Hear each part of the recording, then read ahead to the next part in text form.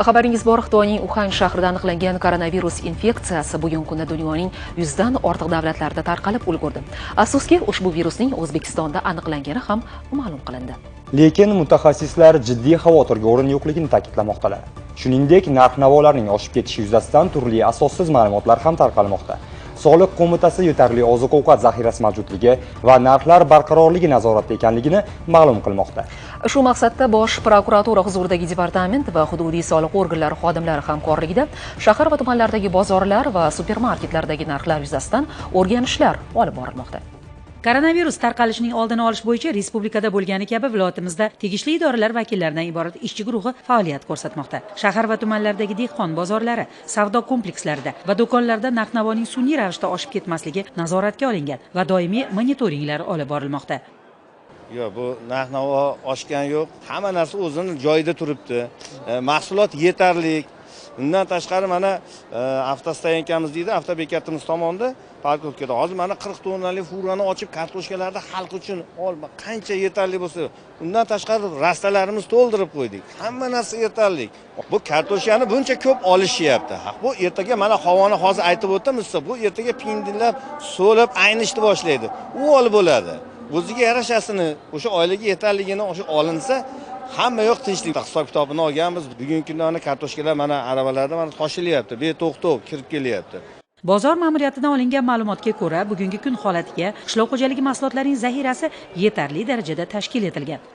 Bugungi kun holatida bozorda 90 tonna kartoshka, 100 tonna sabzi, 50 tonna piyoz zaxirasi mavjud. Qo'shimcha mahsulotlar keltirilmoqda. Shuningdek, kuniga tadbirkorlar tomonidan 2-3 tonna guruch sotuvi yo'lga qo'yilgan. Farg'ona hamda Marg'ilon shahri va uning atrofidagi bozorlar, supermarketlar va savdo do'konlariga kundalik ehtiyoj uchun oziq-ovqat mahsulotlari ta'minlovchi Marg'ilon umumiy ulgurji savdo kompleksida ham narx-navolar o'sha o'zgarmagan. Eng asosiysi, kundalik iste'mol uchun kerak bo'lgan barcha mahsulotlar yetarli. Xohlaganingizcha xarid qilishingiz mumkin. Bu mahsulotlar tadbirkorlar tomonidan uzluksiz ta'minlab berilmoqda.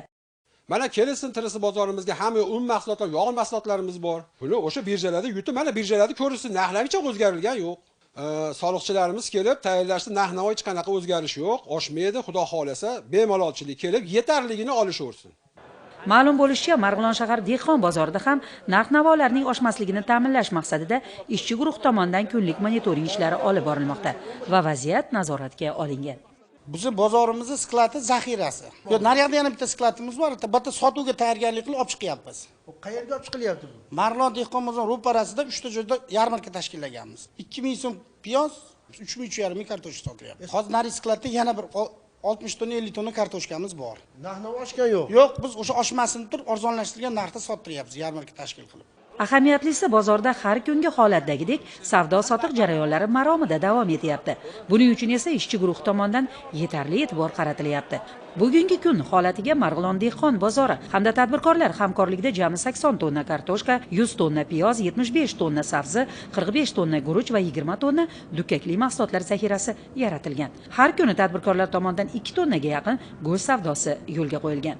Xalqimiz azaldan har qanday vaziyatda birdamlik va hamjihatlik bilan ish ko'rishga odatlangan. Hamkorlikdagi harakat esa ko'zlangan maqsadga eltuvchi yagona yo'l. Bugungi sinov davrida ham vaziyatni to'g'ri anglash, fikr bilan ish ko'rish o'zini shu yurt farzandi deb bilgan yurtdoshlarimizning insoniy burchi bo'lib qolaveradi.